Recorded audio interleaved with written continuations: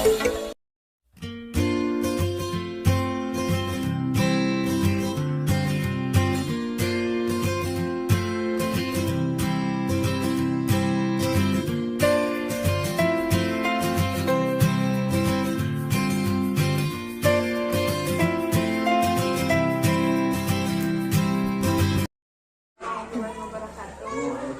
sebentar ya Pak ya. Jadi mau saya berdiskusi aja ya mengenai tugas saya di guru penggerak tentang koneksi antar materi, yaitu tentang pengambilan keputusan berdasarkan nilai-nilai kebajikan. Jadi begini Pak, jadi selama Bapak menjadi kepala sekolah itu ada gak masalah yang pernah Bapak alami di mana masalah tersebut itu membuat Bapak dilema gitu? Ya, salah satunya dari sudut sarana ya. Contohnya untuk sekolah ini yang lokasinya dekat jalan raya, sementara di belakangnya itu kebun sama sawah, sehingga memerlukan keamanan.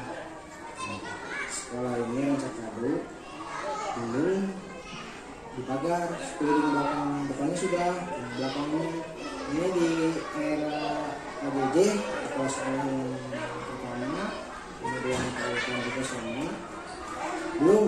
Nah ini bukan PR, itu salah satu dari sarana sekolah. Sementara dari personel yang sedang, sementara kalau beberapa penemuan tapi masih sangat normal. Lalu keputusan apa kira-kira yang Bapak mau ambil?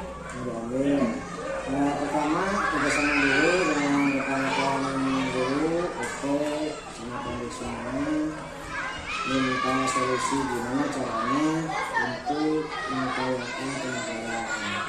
Sebab ini biayanya tidak mudah. Kemudian kita membuat proposalnya dulu, nanti diajukan ke dinas terkait, atau mungkin ada sponsor atau ada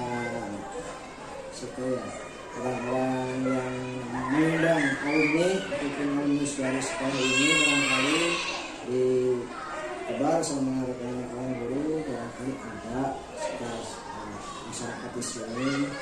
Jadi sebelumnya kita membuat dulu proposal, nah itu kemarin itu sudah diajukan online, tapi katanya Pak menunggu waktu, kata Bapak itu sementara seperti itu. Mudah-mudahan bisa secepatnya Pak ya. Nah jadi begini Pak, dalam modul yang saya pelajari itu kan ada dua jenis dilema ya dalam pengambilan keputusan itu. Ada dilema etika sama dilema bujukan moral. Kalau dilema etika itu adalah benar lawan benar. Kemudian kalau bujukan moral itu benar lawan salah. Nah kalau menurut Bapak, bagaimana sih Bapak dapat mengidentifikasi kasus-kasus yang muncul di mana misalnya bisa berupa dilema etika, oh ini mah bujukan moral. Untuk dilema etika, contoh kecil tentang di dalam berbahasa gitu ya, di dalam sopan santun saja dulu. Walaupun kadang begitu masuk gerbang sekolah tidak sedikit di gerbang sekolah itu anak-anaknya di dalam berbahasa, itu salah satunya. Dan begitu ketemu guru atau ketemu kepala sekolah atau penjaga, kadang-kadang masih abai. Nah, itu kan perlu kita memberikan pengarahan kepada siswa-siswa, setidaknya belajar adab lah, gimana misalnya kepada guru, kepada orang yang apakah itu tenaga sekolah atau pedagang sekitar sekolah, atau ada tamu kita memberi salam, atau ada apa itu, termasuk orang-orang yang masuk ke lingkungan sekolah, itu salah satunya. Sementara untuk dari segi moral, ya kita tahu lah, mereka itu kan perilakunya bermacam-macam. Contoh anak kelas 4 dengan anak kelas 6, nah itu sudah berbeda dari sudut usianya, dari sudut pendidikannya juga jenjangnya sudah beda. Kadang kan kakak kelasnya bahasa senior, sehingga tidak sedikit kadang-kadang mengaplikasi adik-adik kelasnya. Contoh kecil menggunakan urusan jajan. Suatu saat kalau itu ada guru yang banyak kakak kelasnya, seniornya, kelasnya ada kelas 5, sebetulnya kompas gitu ya pada adiknya. Kalau itu salah satu keterampilan kita juga selaku guru, selaku tenaga di lingkungan sekolah, tidak bisa begitu saja kita menghadir atau menghukum atau memberi sanksi. Itu salah satu kita, tes kita, idealnya ambil kedua anak tersebut atau yang sedang bertikai itu ada 4 orang 5 orang kita ambil ya. Kita amankan dulu supaya tidak tampak sehingga mereka itu tidak mau, jadi mayoritas itu tidak terganggu, tidak tersinggung. Kemudian kita misalnya selesai, kita kembalikan lagi ke kelasnya atau ke lingkungan seperti itu dalam hal ini. Lalu selama ini bagaimana Bapak menjalankan pengambilan keputusan di sekolah, terutama untuk kasus-kasus di mana ada dua kepentingan yang sama-sama benar gitu. Jadi kita kan kalau dengan lagi mengambil keputusan kan tetap harus salah satu yang diambil. Sedangkan kalau dilihat misalnya secara garis besar, oh ini benar, ini juga benar gitu. Kalau kasusnya itu sebenarnya itu seperti positif dengan positif ya. Iya. Ya mungkin yang ini perlu, yang itu penting. Kita lihat aja dulu mungkin dari historisnya, ya. Mana yang lebih dulu muncul, kemudian porsinya mana yang lebih diprioritaskan. Contoh antara akademik dengan akademik, pasti kita menekankan akademik dulu. Coba di dalam rapot tentang misalnya yang akademik seperti IPA-nya, yang pendidikannya, sementara untuk yang akademik kemudian seperti yang ekstrakurikuler, atau pramuka atau kegiatan olahraga seperti itu. Tetap aja kita perlu memprioritaskan, itu salah satunya. Nah, setelah kita memutuskan, tinggal kita realisasikan, disesuaikan dengan biaya dengan waktu yang tersedia. Termasuk ke dalam langkah-langkah dan strategi juga ya ketika menghadapi suatu dilema atau permasalahan gitu yang sama-sama benar gitu. Sama-sama dibutuhkan. Ada nggak Pak hal-hal apa yang menurut Bapak anggap efektif dalam mengambil keputusan di dalam kasus-kasus dilema etika?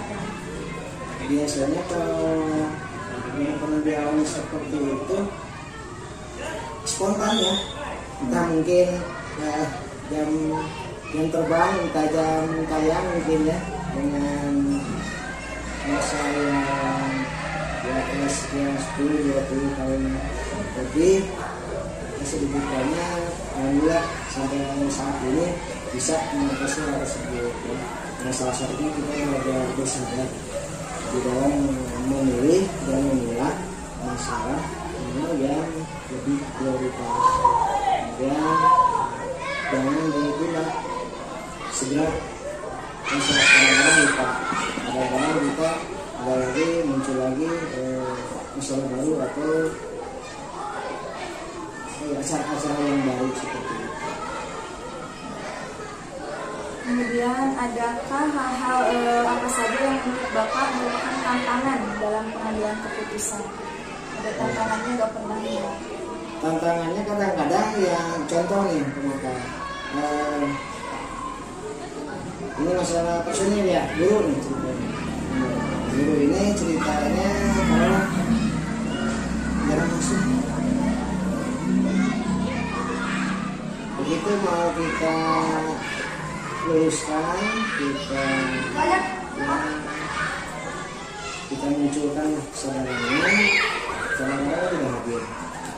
Sementara ada hadir, saya sendiri memakai selaku mentornya begitu, atasannya nggak bisa dilakukan sebab ada kegiatan apa, atau kegiatan lain sehingga sehingga memang tidak bisa dilaksanakan. Tapi pada akhirnya dengan kesabaran dengan tulus, jadi kalau kita memberikan sanksi kepada guru yang seperti itu, rasanya harus bersih.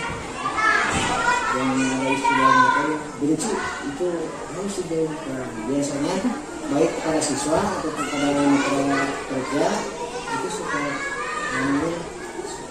sadar sendiri. Berbeda dengan yang sanksinya itu ya, dengan MC malah justru sebaliknya dia tidak akan, kalaupun melakukan Apakah Bapak memiliki sebuah aturan atau jadwal tertentu dalam penyelesaian kasus dilema etika? Maksudnya ketika Bapak punya satu masalah dan harus mengambil keputusan itu, apakah langsung di tempat atau misalnya membutuhkan waktu atau ada prosedur khusus gitu dari itu? biasanya dipelajari dulu gitu ya masalahnya, apakah ini sifatnya urgent atau middle gitu ya. Itu diambil yang seniornya dulu ya. Kalau misalnya dengan yang senior atau dengan kepala gitu, kalau dulu seperti itu. Bu atau Pak, kalau misalnya begini, nanti kan diberikan solusi atau sama-sama berdiskusi. Kalau sekarang posisi sekarang berarti diskusikan dengan yang senior ya. Contoh di sini kan belum beda. Ini ada masalah seperti ini, mereka kan memberikan masukan. Pak, videonya gini. Satu lagi, Pak jangan begitu, sebab kalau begitu nanti makan misalnya biaya kan terlalu mahal, itu objeknya jangan kesana. Itu dari senior. Kemudian yang kedua kan pada saat rapat ya. Kadang-kadang kan kita ada rapat kecil. Berbulan apakah di awal atau di pertengahan atau di bulan. Di sana kita sama-sama sharing, sama-sama kayak awal. Sebab di saat itulah kita akan sama-sama menyepakati bisa berkomunikasi dan mengambil satu keputusan yang terbaik.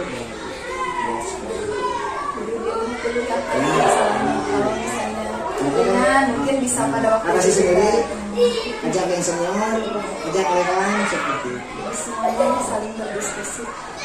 Kemudian adakah seseorang atau faktor-faktor yang selama ini mempermudah atau membantu Bapak dalam mengambil keputusan pada setiap kasus yang Bapak ditanya dan guru-gurunya? Yang guru-guru seperti itu kan tidak sedikit.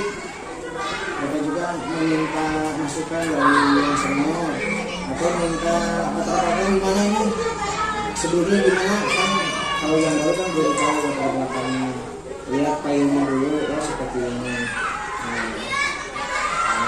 Bisa diambil keputusan seperti itu biasanya tidak sulit, bisa dipecahkan. Dari semua hal yang telah Bapak sampaikan, pembelajaran apa yang dapat Bapak petik dari pengalaman Bapak saat mengambil keputusan di dalam etika? Di etika kita yang sekarang dan mereka meninggalkan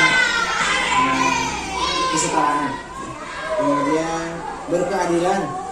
Jadi jangan pilih si A, si B, ya. Walaupun di kelas itu sama, ya mau laki mau perempuan sama, tapi tetap kita memegang teguh sama perbati. Kan beda, memakan sanksi buat perempuan sama laki-laki kan beda.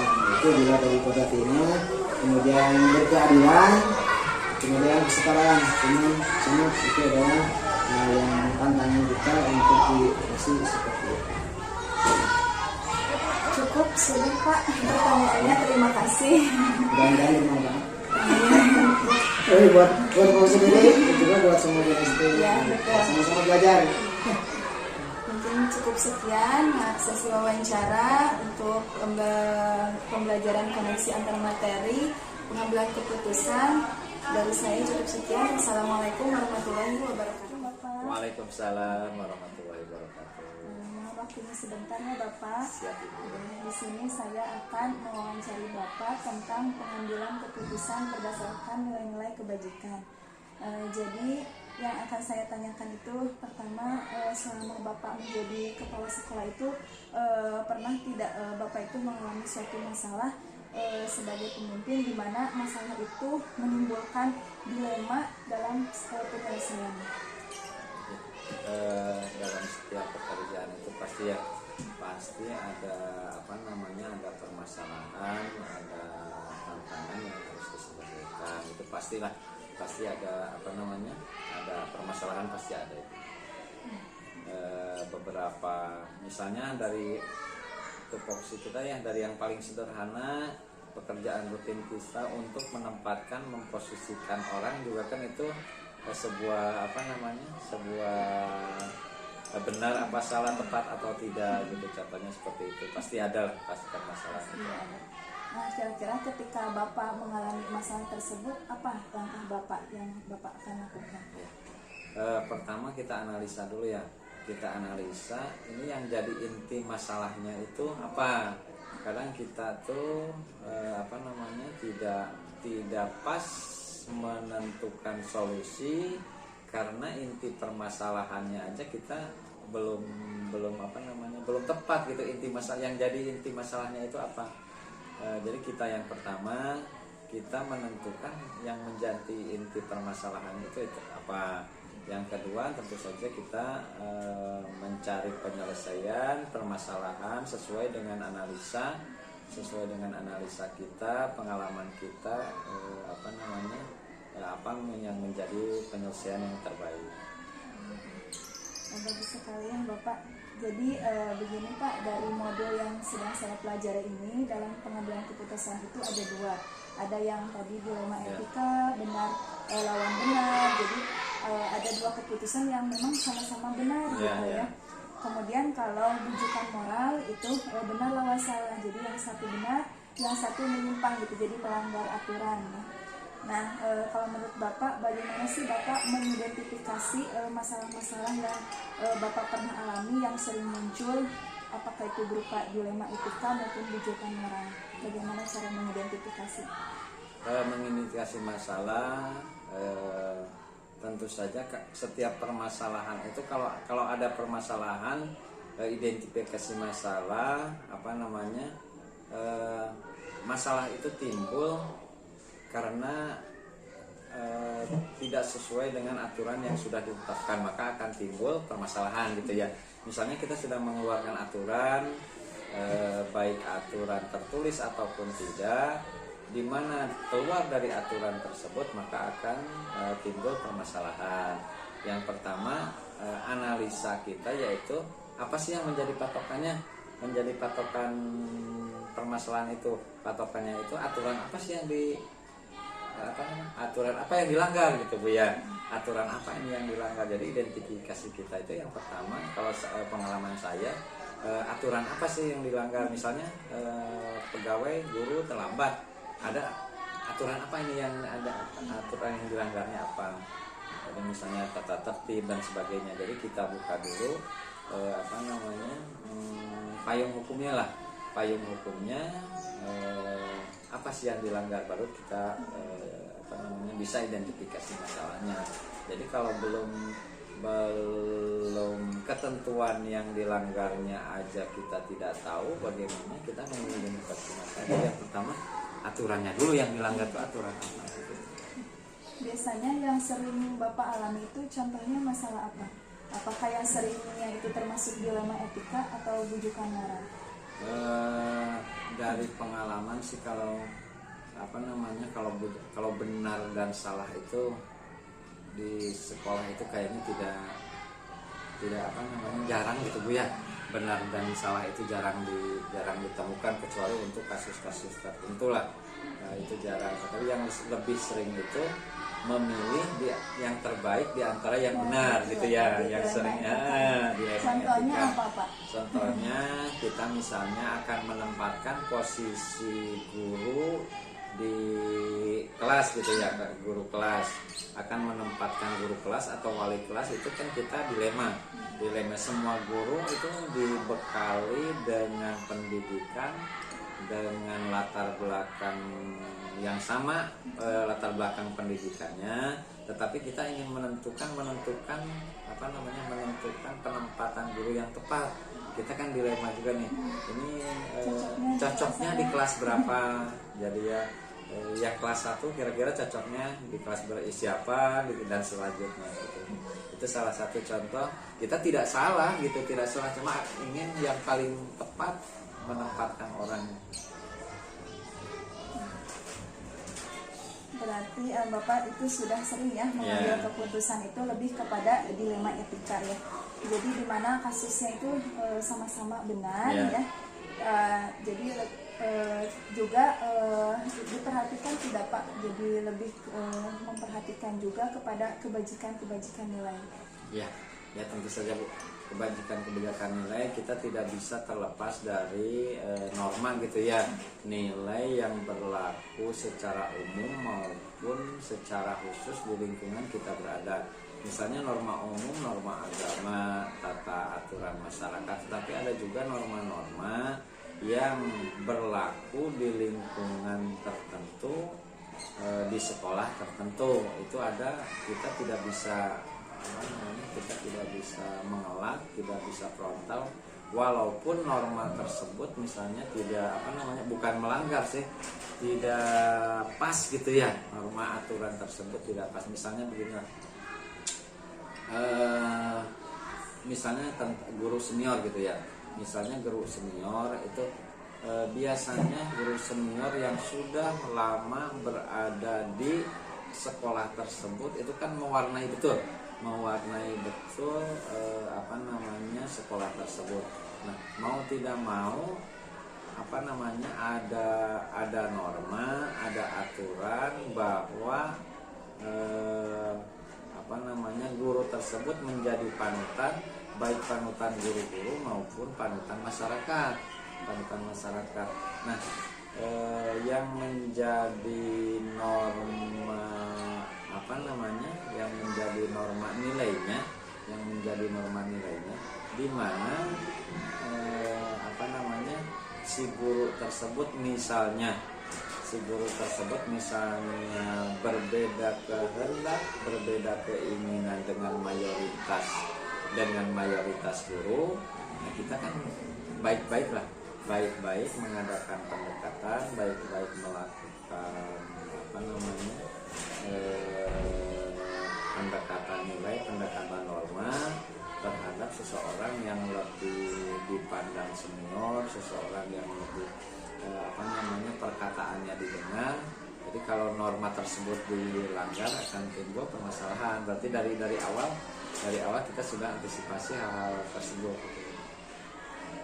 Ada tidak langkah-langkah atau strategi dari Bapak ketika menghadapi suatu masalah seperti tadi cara menempatkan guru ini, langkah apa misalnya yang Bapak lakukan gitu? Pertama kita tentu saja analisa kebutuhan. Kalau ini saya contoh kasus saja ya, analisa kebutuhan. Misalnya kita akan menempatkan guru, analisa kebutuhan, apa sih kebutuhan khusus, kebutuhan atau ciri khusus kebutuhan siswa kelas 1, kelas 2 dan selanjutnya. Terus kita analisis juga guru yang akan ditempatkan itu kelebihan dan kemampuannya. Jadi misalnya guru kelas 1 akan menempatkan guru kelas 1 yang belum berumah tangga, yang belum mempunyai anak, juga akan timbul masih pertimbangan gitu ya, karena memang kelas 1 itu pendekatannya kan pendekatan keibuan, lebih ke ibuan. Jadi kita betul-betul kita analisa sampai begitu Bu. Jadi misalnya kita akan mengambil guru yang belum menikah ditempatkan di kelas 1 ini udah bisa apa belum?